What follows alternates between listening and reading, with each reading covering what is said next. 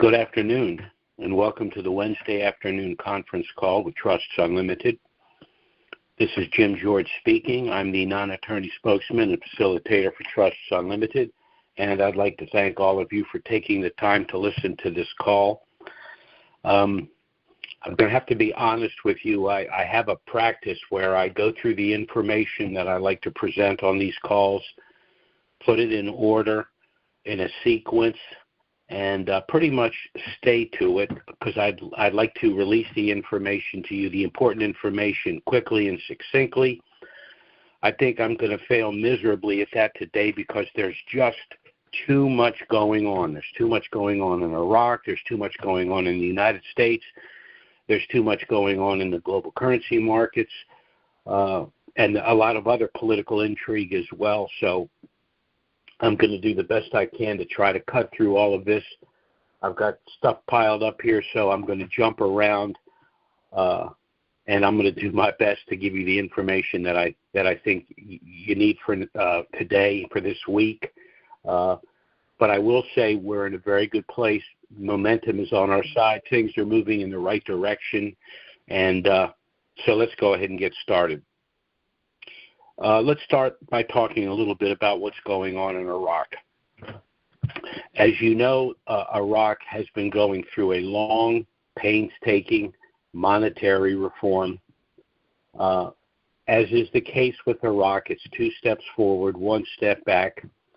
For those of us that have been involved in this from the beginning, it's extremely frustrating.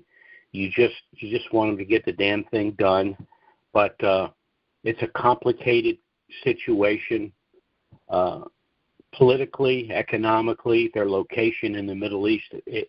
Unfortunately, there's no straight line from A to B, but I think we finally reached a point where what we all want to happen cannot be stopped, and it's going to happen rather quickly, in my opinion. The citizens of Iraq are being taught and have been taught about the monetary reform, that the dinar will hit the 4x. It will float. We do not know what the rate will be initially. There are a lot of theories about that, but it really doesn't matter to me because, in my opinion, the Iraqi dinar will rest at a Basel IV compliant rate rather quickly, and based on the known natural resources in that country and now their ability to bring those resources to market, it's going to be a rate that is going to result in a windfall profit for everyone that's been holding the dinar. So it will float and it will rest at the real exchange rate rather quickly. In country, what's going on are the collection of the 3-0 notes. Of course, the deletion of the 3 zeros means that they're going to return to a regular rather than the provisional currency. Remember, the 3-0 notes were a provisional currency created because of hyperinflation. Well, now that the country, of course, has resurrected itself, has corrected all of the problems they had as the result of the punishment for their invasion of Kuwait, inflation now under control, so the elimination of the 3 zeros is the next step. So the citizens, the country's collecting the 3-0 notes from the citizens. Out of country, those 3-0 notes will be collected when you and I go to the bank to do our exchange, and they will be returned to the Central Bank of Iraq and retired. Then we can talk about the government of Iraq and specifically the CBI operations in Iraq as they enter the final phase of their monetary reform. The Minister of Finance has helped to complete the last files for ascension to the World Trade Organization, meaning there'll be no restrictions on the currency. That could happen at any time.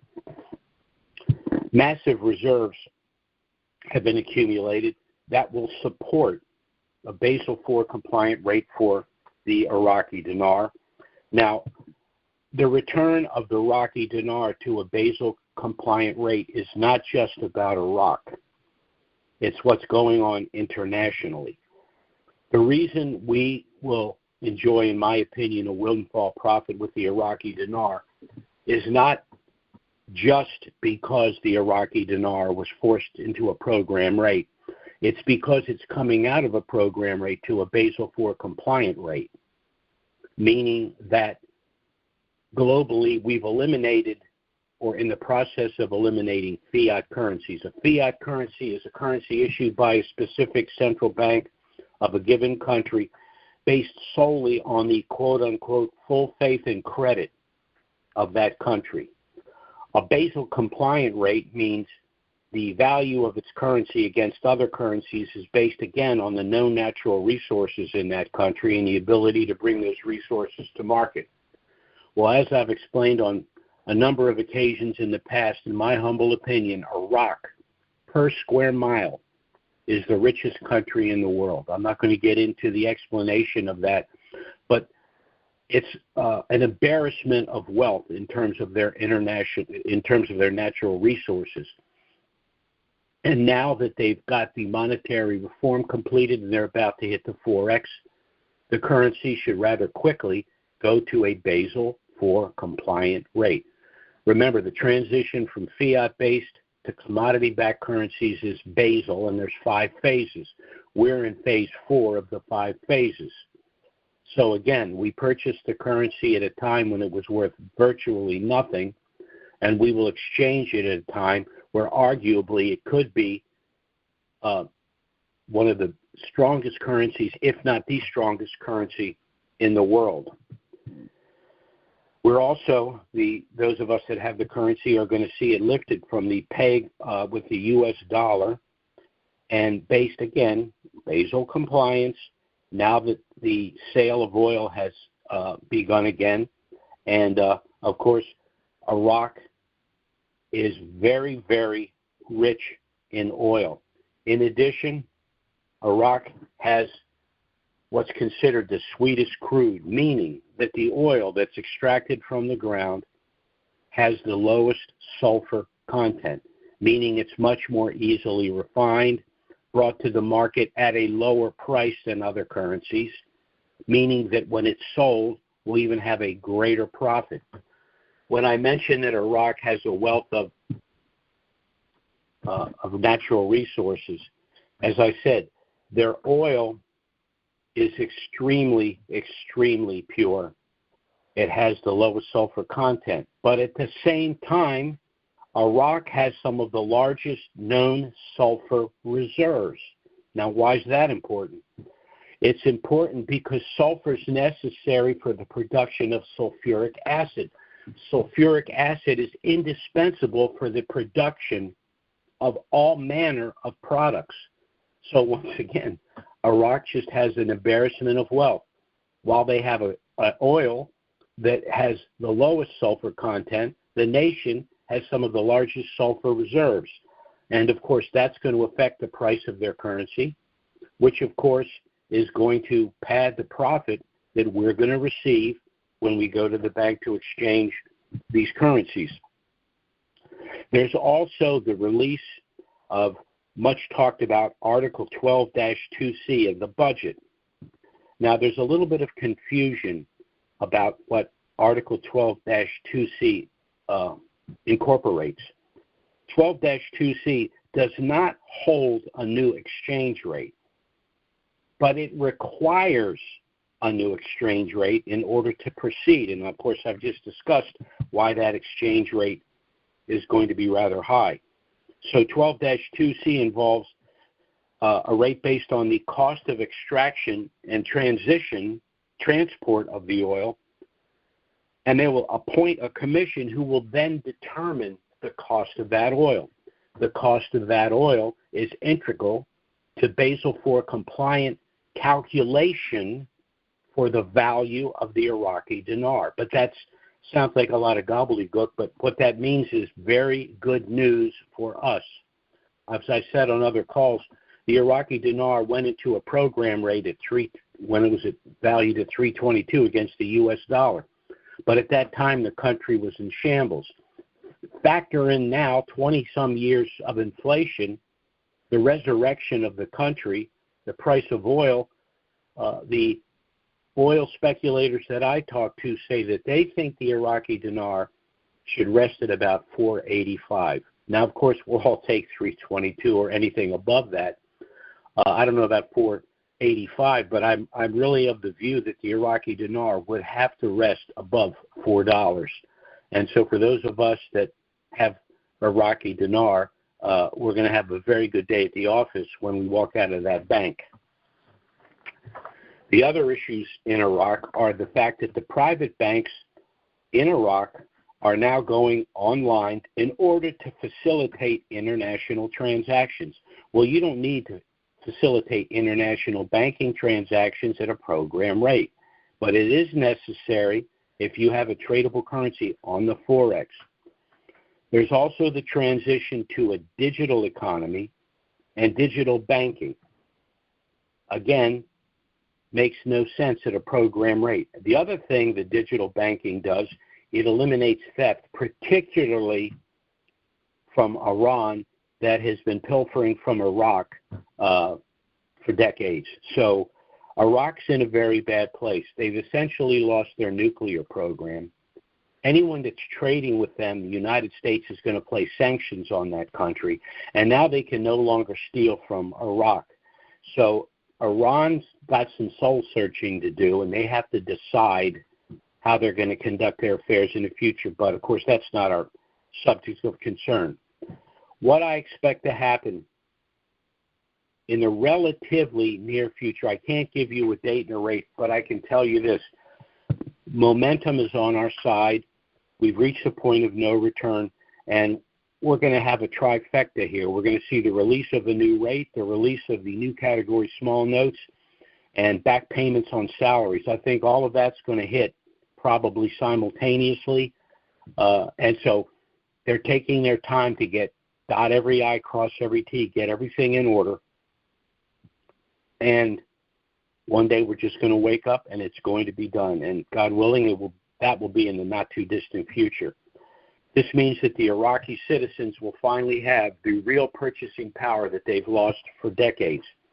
But it means that international investors such as other national or nations' central banks, hedge fund managers and hedge funds, the whale investors, and individual investors like us are going to reap a windfall.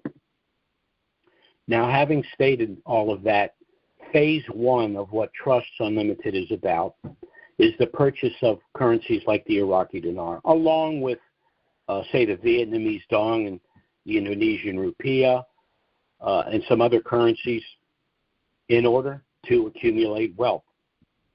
But there's a saying, the rich man's creed: own nothing, control everything.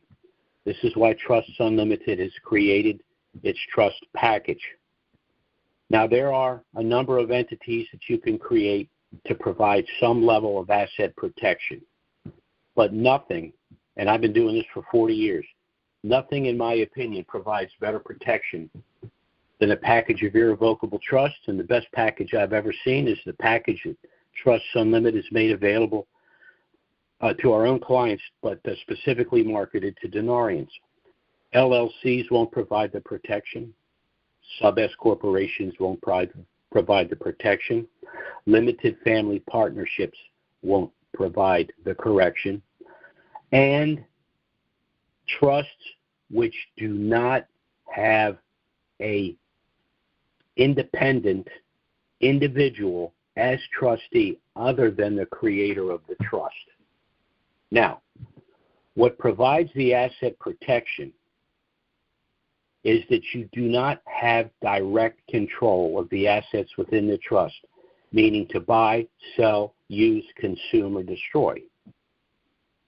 The assets within the trust are managed for the benefit of you, the creator of the trust, in conjunction with and along with the trustee. But here's the difference. The knock from people who don't truly understand what I'm about to explain to you is the problem. Most packages of trusts, sophisticated trust packages like this, are what are referred to as institutional trusts, meaning they were created by a brokerage firm or a bank or a trust company where that company, that brokerage firm, are the trustee, meaning that you don't have control of the assets within the trust, even though they're there for your benefit. However, our trust package is referred to as a self-settled asset protection trust package, meaning that you created the trust yourself and you named the trustee. Therefore, the person that you have named to work with you was your personal choice. And there's even one other protection. If you, for any reason, feel that the person that you named as trustee is not performing to your expectations, you can replace that person at any time and for any reason. So this means that while the assets are owned by the trust, because you will determine who the trustee is, and even though you don't own the asset, it's owned by the trust, you still have indirect control, the ability to buy, sell, use, consume, or destroy, because you're working with a trustee that's working with you. So this is why you've established our trust. Now, I want to touch on a couple of other things going on. We've talked about Iraq here, and I've even talked about the trust. I usually withhold that to the end of the discussion, but I want to get that out of the way because I want to talk about a couple of other things that are going on. I want to talk first about what's going on in this country. Donald Trump has made reference in his comments to a new golden age. Well, a new golden age would refer to a previous golden age. And what is he talking about? As a matter of fact, before I do that, I won't even get into something else. These things seem unrelated, but to me they're not.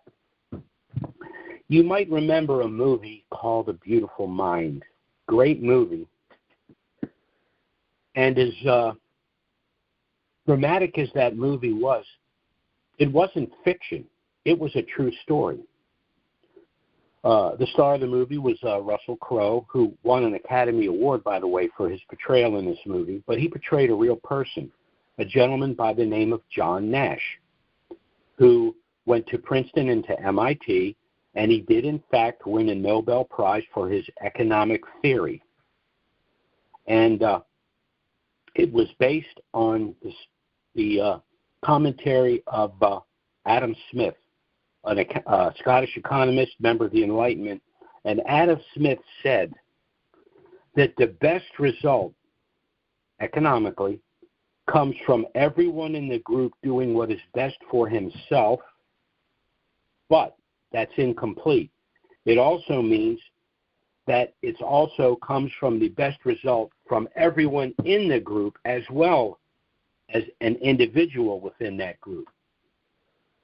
And I thought about that, and, it kind of dovetails with what we're doing. We went and we purchased the Iraqi dinar. We purchased the Iraqi dinar because we thought it would benefit us. But the reason it benefits us is because other individual investors, other hedge fund managers, other central banks internationally invested in the Iraqi nation themselves. So by all of us investing, the best result will come back to all of us. And we're very close to that happening.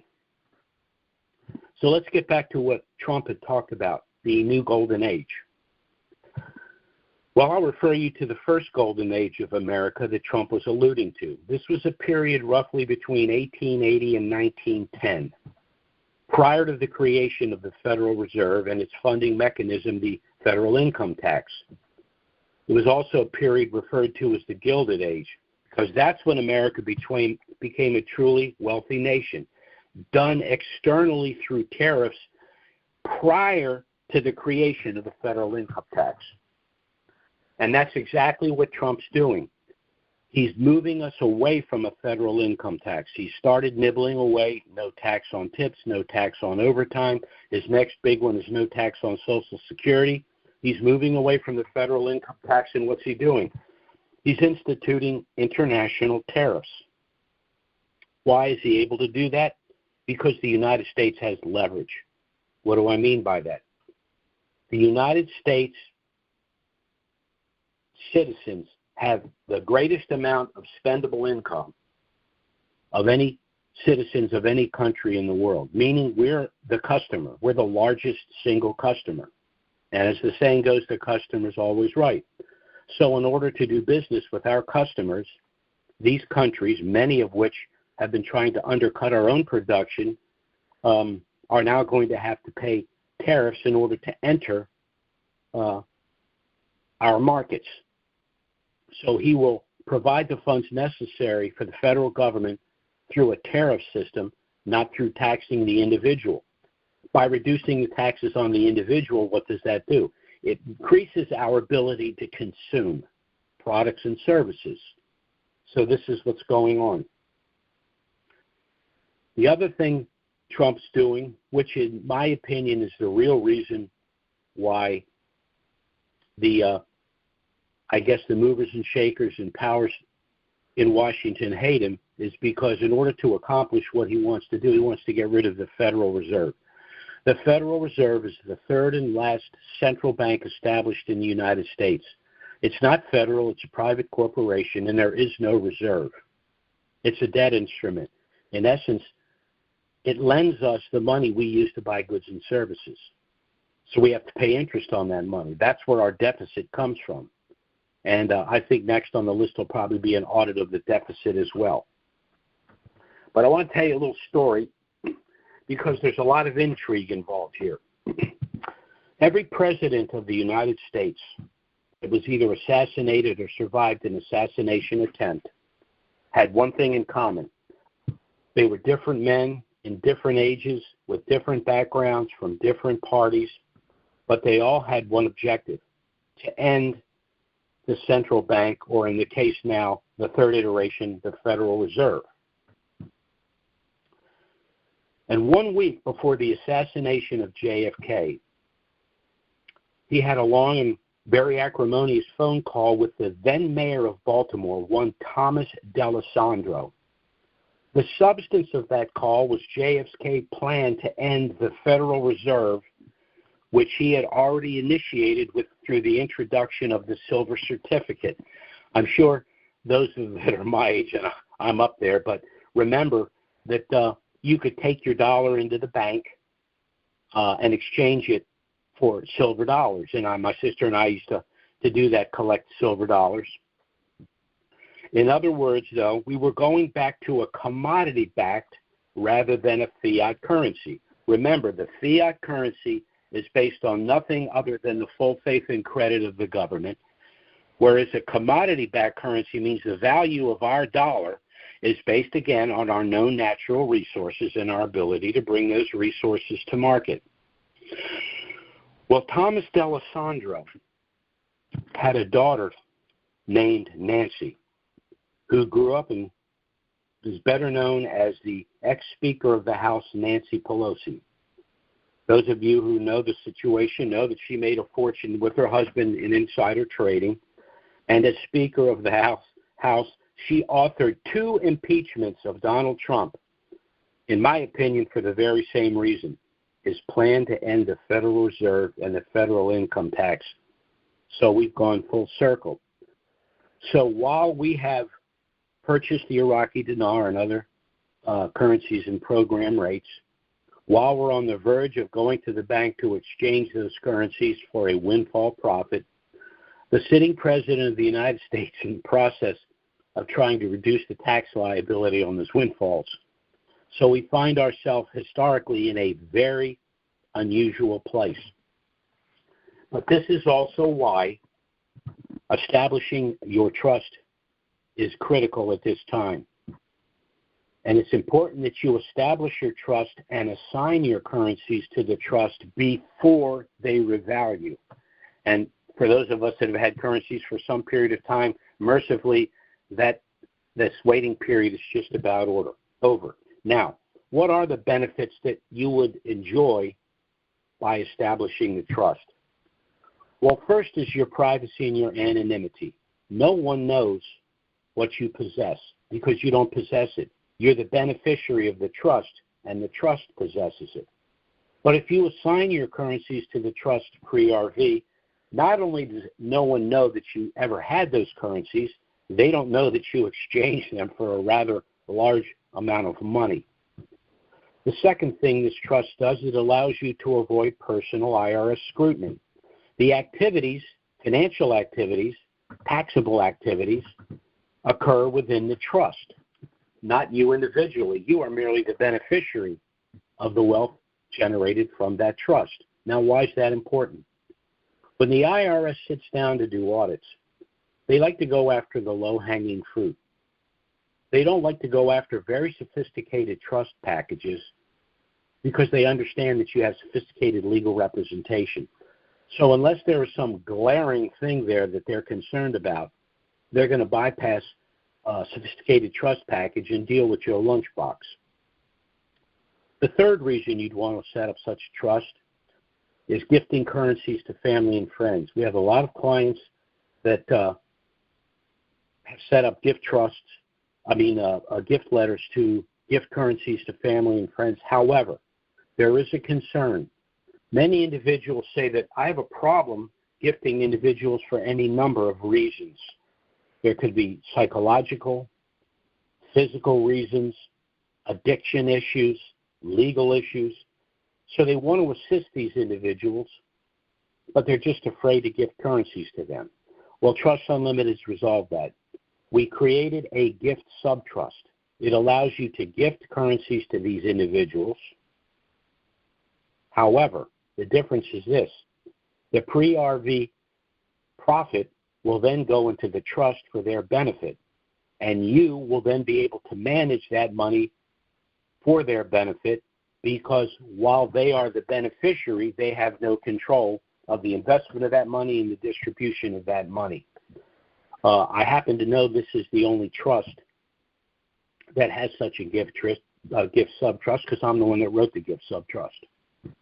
The fourth benefit here is this trust will allow you to avoid the cost and delay of probate and the federal estate tax.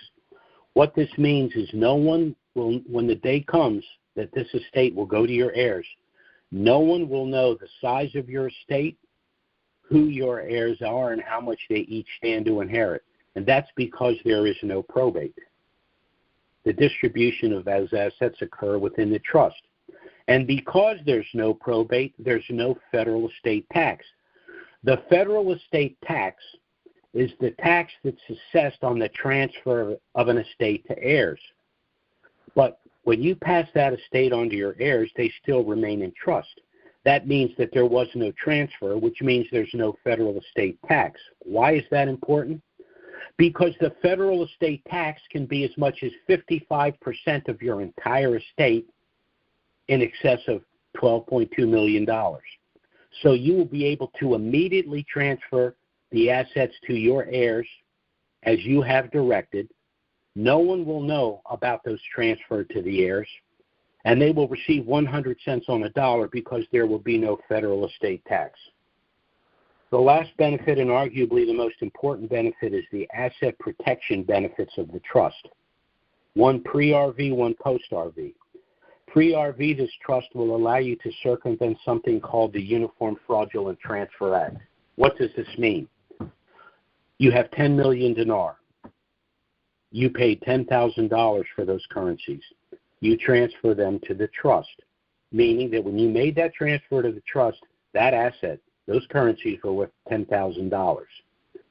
The currencies subsequently revalue, and let's say $1. You now have $10 million in trust. Can you personally be sued for $10 million?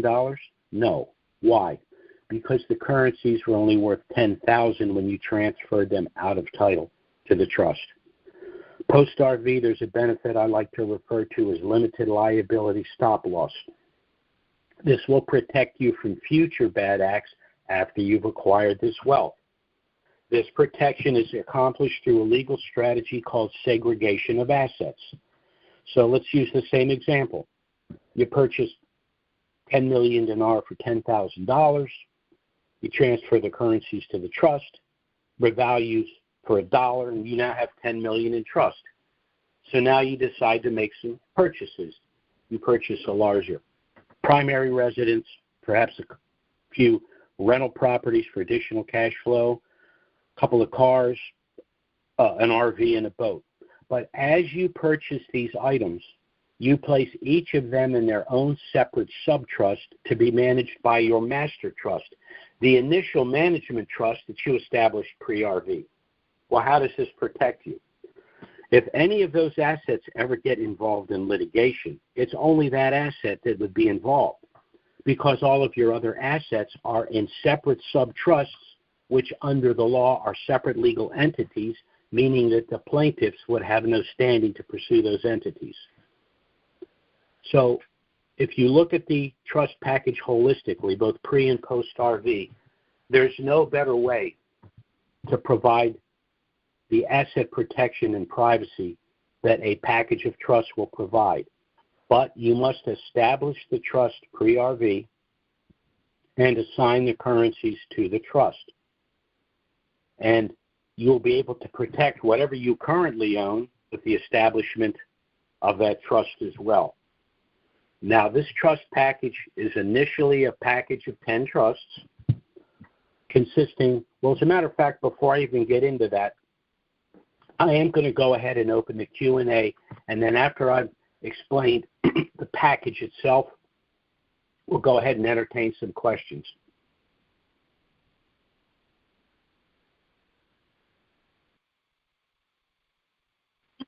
Okay, let me see here. And for some reason, it looks like I don't see the people that called in. I apologize if for some reason those calls have been cut out. Please call back, and they're starting to come right back in now. I apologize for that. This trust package is initially a package of 10 trusts consisting of one master trust that will hold your assigned currencies and other financial assets post-RV, the gift subtrust, if you wish to give currencies to family and friends and control the post-RV proceeds, that's an optional subtrust, and 8 additional initial subtrusts to hold physical assets like homes, cars, boats, etc. And, of course, we're establishing 8 initially, but we can create as many as necessary. Now, this was the simplification of a rather sophisticated trust package that we utilize for our more affluent clients, a package that has an initial cost of anywhere from $6,000 to $10,000. But when we decided to market the trust package to denarians, obviously for the reasons I've discussed here, we knew that that price tag would be unaffordable for many and that they did want to preserve cash to purchase currencies. So we reduced the cost to $2,500. Again, this is a trust package that would cost you, if you walked in off the street, anywhere from $6,000 to $10,000. But as a denarian and as an individual coming to us with dinar, we will make that trust package available to you for $2,500. We even have a deferred payment arrangement if you don't have the whole $2,500 up front, but we can discuss that on an individual basis.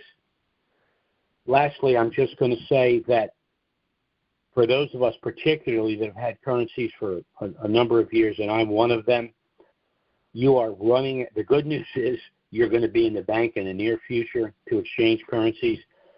The bad news is you're running out of time to get this trust in force and get your currencies assigned to it. So I strongly suggest you contact us to get our initial no-obligation package. You're under no obligation by doing so. Although everything you need to proceed is in the package, you can review the package, contact us if you have any questions. We'll be happy to assist you. If you wish to proceed, again, everything you need is in the package, and we'll assist you in every way. So let's go ahead and go to the Q&A here. Our first caller is area code 479. That's 479. Go ahead. Good morning, Mr. Jim. Yes, sir. So I liked your commentary this morning. What, if any, do all of these world leaders meeting in China have to do with our dinar as far as stopping it, helping it, or should we even just brush that off and rest it? Well, I think what's going on, remember, what's his name? Putin came to see Donald Trump, and now he's talking to the Chinese and the North Koreans and the people in the East. So I think what's going on there is general geopolitical politics, not involving specifically the issue with the currencies, although the transition to Basel-compliant currencies is an issue. China actually right now is economically in a little bit of trouble. They're not going to be able to artificially devalue their currency to corner the trade market anymore. And Putin is just playing a little power game. He's playing the East and the West against each other because Russia's kind of in a weak position. But I don't think that meeting has anything directly to do with the reinstitution and revaluation of any of these currencies. So it doesn't matter what happens, you still think that we're on board for it happening? Absolutely. As a matter of fact, you could even make the argument that if we're getting into competition with the East, the United States Treasury has trillions of dinars, as do a lot of the European countries. So that might even want them to get it done even more, because once again, it eliminates China's ability to artificially devalue their currency. So it would be a good play as far as I'm concerned. Hey, now don't hang up on me if I make you mad, but I'm in the food business, and we cook a lot of meat, and we always let it rest before we cut it. Is there some secret message in there for us? You said you were going to let it rest at over this amount. Are you talking about if the dinar hits the Forex and whether we go to the banks right away or wait? Is that what you're asking? No, today you were using the analogy that it'll rest above this amount. Yeah. I think whatever number hits the Forex, whether it's artificially low at a slight premium over the dollar or whether it goes back at 322 or even a higher number, the sheer velocity of people then purchasing the currency will artificially increase its value. I think the Kuwaiti dinar, if I remember, went up over 7 before it dropped back down to 346. I expect the dinar, frankly, could even go double digit before it drops back down to what I think is an equilibrium price of 485. But we'll just have to see. But it's going to be panic city when it hits, because this is going to be the hugest single currency play, in my opinion, in history. I can't think of anything to come anywhere close to what's going to happen when the dinar hits the Forex. Okay. Well, all right. Thanks for taking my call today. Sure. Okay, bye-bye now.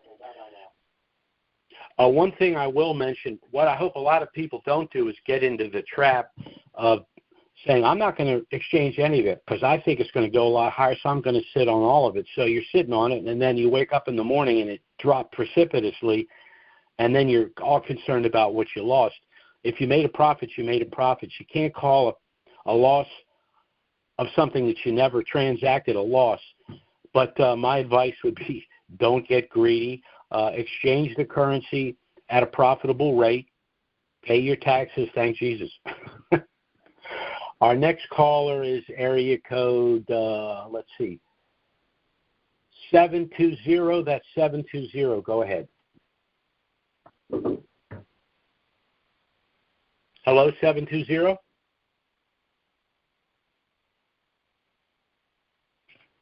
Last chance, 720.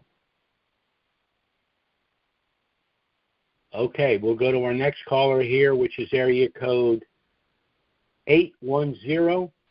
That's 810. Go ahead. 810, are you there? Yes, Jim, can you hear me? Okay. Yes, I sure can. Okay, this is Dee from North Carolina. Could you give me the replay number, please? The replay. Oh, my gosh. I hope I have it in front of me right now. Let me see. Yes. It's 605 313 5163. Same access code. Okay, and 605-313-5163. Yes, if you have any issue, text me. I'll figure out what's going on. Okay? Okay, my second question is, we received a packet from you in terms of the trust, and there's one letter mistake. How do I handle that? Should we send me an email if you? Oh, if it's something you can initial, or you can go to the top of that page and click Allow Edit, and then do it that way, or you can just make the correction and initial it. I apologize for that error. That's not a problem, but I've already got the signatures on my pages, for the trustee and all of that. So would I be all right if I just go ahead and initial everything? Absolutely. Yeah, it's not going to be a problem at all. And when you have a document, when you start funding everything, I mean, it's literally going to be hundreds of pages. It's not unusual for there to be an error.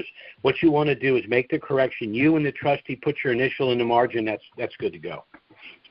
All right, then. Sounds good. Thank you so very much. Have a good day and a good weekend. You too. Bye-bye now. Bye-bye. Our next caller is area code 615. That's 615. Go ahead. Hi, Jim. This is Bill from Nashville. Yes, sir.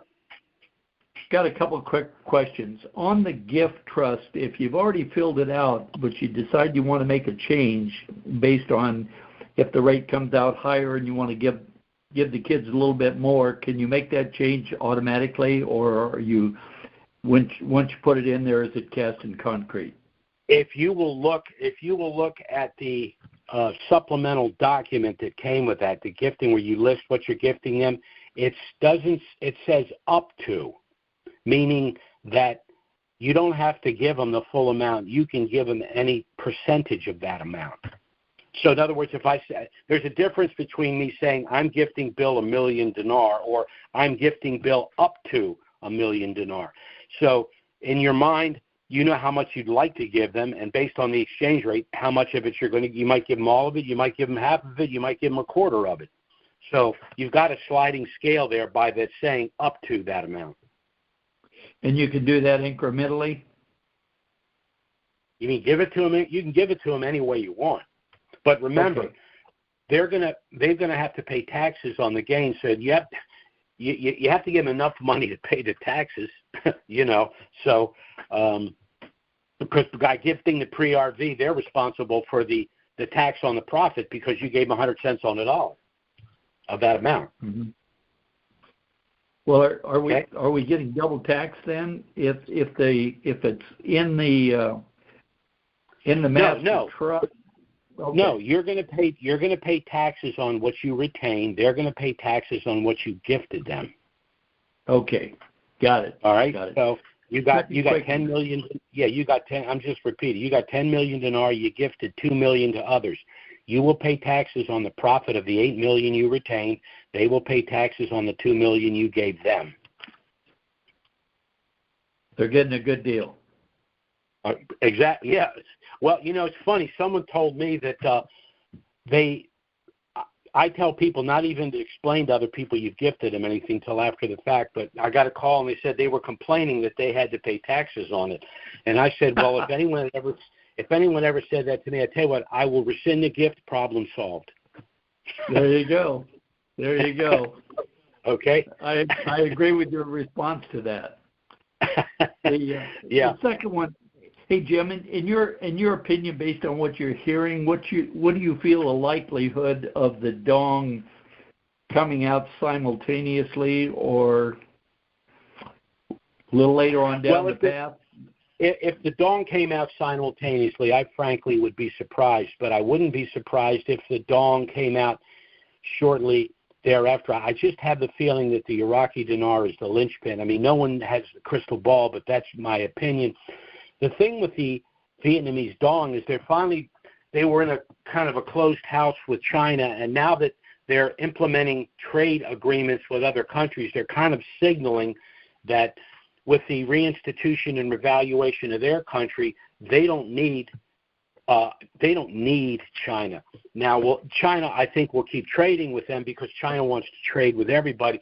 But again, I think China's going to be hamstrung. I I don't think China is going to benefit from what's happening as much as the West, because the devaluation of their currencies was their kind of way to, in my opinion, unfairly corner a lot of the trade market. Trump has dealt with that to some degree with the tariffs. But once we go back to Basel compliance and we're eliminating fiat currencies, we're also eliminating the ability of a country to artificially devalue its currency for trade purposes. So China, in my opinion, is going to be in a world of hurt here. Not because they don't have other currencies and they're going to benefit from that, but they're going to lose their little cheating scheme with trade. So it serves them right as far as I'm concerned. Yeah. Last part. Your currency experts on the dong, do they feel it will hit the? What do they think it might come out at? I'll be honest with you. The only currency I discussed with them was the dinar, the Iraqi dinar. Okay. I didn't discuss with them any other currencies.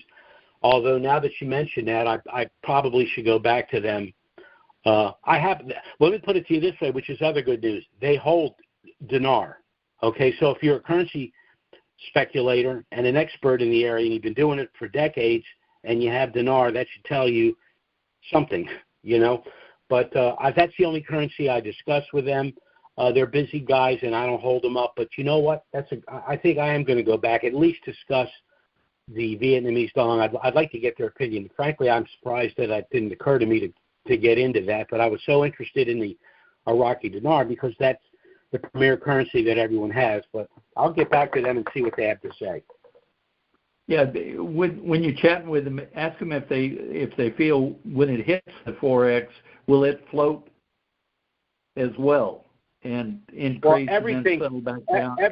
Everything that hits the 4X, especially coming out of a program rate, is going to float, meaning that it's going to have to, to some degree, whatever that number is, that when it hits the 4X, it's, what's the word I want? It's not hypothetical. It's not the word I want. It's just a point of beginning. They don't know what direction it's necessary. They have to start somewhere, so they do a hypothecation and come up with a number. But a lot of things affect the value of the currency. One of them is velocity. People bought the currency just because they want it, not because of some underlying economic reason. So it's sort of, a little bit like stocks. An IPO comes out, and the stock goes up dramatically because people just buy it because they think they're getting it at a reduced price. And then people start selling because they made a profit, and then it drops back down. And a lot of people lose money because they'll buy it at $3, and then tomorrow it's $2.50. So, that's going to happen with the currencies as well. I strongly say to people, don't, with what you've gone through with these currencies, and for however long it's taken, it's been very frustrating for all of us. Don't get cute and try to play games. If you get $1 for it, look at look at the profit that you made. The dinar, how can it not be at 322 at some point? You purchased 1 million dinar for $1,000, and you sold it for 3.25 million. Why risk beyond that for some people? I can understand some people saying, I'm not going to exchange all of it, but someone that's sitting on a profit like that. And then, of course, the other issue is the taxes. You're going to have to pay taxes. And, 100% penalty for an unpaid tax, and you don't want to let that happen. So, we've got to be careful here with the exchange. We have to consider taxes. We have to consider the behavior of IPOs and currencies hitting the 4X. So, and we'll be, once it hits the 4X, we'll be talking about that on the call, because that's an investor discussion. That's a little, that's a profit and loss discussion, So that's where we are on that. Thank you, sir. Have a great day. Appreciate it. Sure. Bye-bye now. Our next caller's area code, let's see, 301. That's 301. Go ahead. Hey, Jim. This is Wanda. How are you? How are you? I'm fine. Thanks. So, Jim, hearing you say this, you're saying when it's time to, when the ball starts rolling, it's best to exchange all of it at one time, or so for instance, say I have 6 million dinar, and I might not want to do the whole 6. Would it be better to do the whole 6 at one time, or kind of wait? Okay, there's no real right answer. The issue is the risk involved. Most people will probably go to the bank and exchange all their dinar. Most people are not day traders. They're not very sophisticated with the market, and they made a substantial profit by walking into the bank and exchanging all of their currency. No one can be faulted for doing that. Some individuals will probably, at looking at the behavior of other currencies in the past, might exchange, say, half of it and then sort of play the market, so to speak, with the other half. There's nothing wrong with that. The problem is human nature. People begin to get a little greedy, and they say, well, I'll just wait another day. I'll just wait. And then all of a sudden it drops, and then they're distraught because I lost $260,000 by exchanging it today. I should have exchanged it yesterday. That's a game you probably don't want to play. But there's no wrong answer or right answer, with one exception. Depending upon the timing of the dinar hitting the Forex will affect when taxes are due. Taxes on a profit realized in a given quarter are due by the 15th day of the first month of the next quarter. And the penalty for not paying the tax is 100%. So people that don't play games, unless you are an astute investor and you understand all of this, my suggestion is go to the bank, exchange all of your currency, make sure that it's been assigned to the trust so that you're off the grid. No one knows you possess this wealth. You operate with your Social Security number. The trust operates with an EIN number. You're the beneficiary of what's in the trust, but you're not being taxed on it because it's in the trust. So that's the best advice I can give you. Right. So you have the receipt for which you purchased the dinar for. That's what you're paying the taxes on. Am I correct? You're paying what you purchased it for. You're paying the taxes on the profit of the dinar that you exchanged, and the profit of the dinar that you didn't exchange. Section 988E2 of the Internal Revenue Code says, if the profit that you would enjoy from the exchange of currencies held exceeds $200, which is nothing, you must pay the tax. So you're going to have to pay the tax on all of the currency that you hold once you've realized a profit, whether you've exchanged it or not. That's why I said don't play games with the IRS. Don't play games with the market.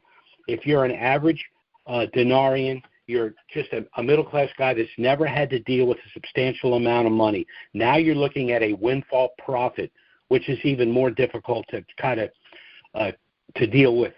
So, again, my advice to the average dinarian, and that's the people that have our trusts are average dinarians, is you go to the bank, you negotiate the exchange, the USD will go immediately into your trust bank account that will be established that day. In addition, everyone that received our trust received a number of attachments. The last attachment, which you should have received, is called the exchange protocol if you have a trust. I strongly suggest you review that document. If you can't find it, text me and I'll resend it to you.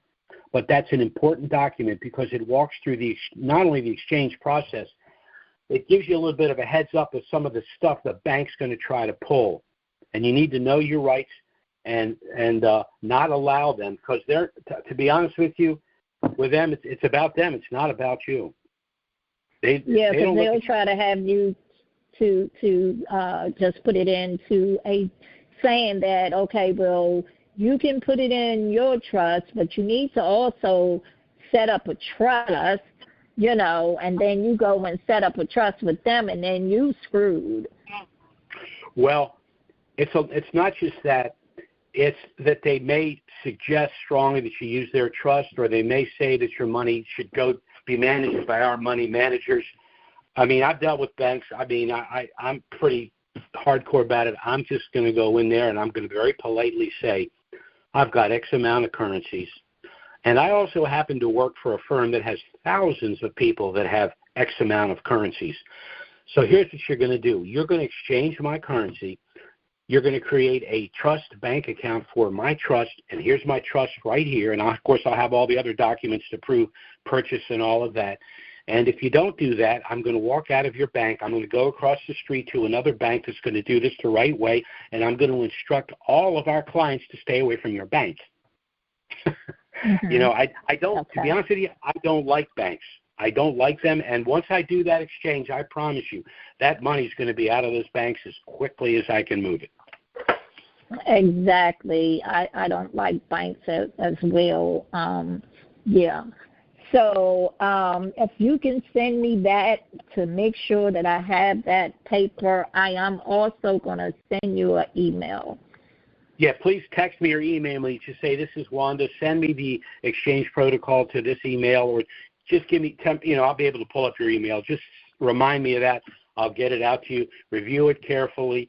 And, a word of advice to everyone. Do not get jerked around by these banks, because you just have to be very polite, but you have to be firm. No, I'm not doing it that way.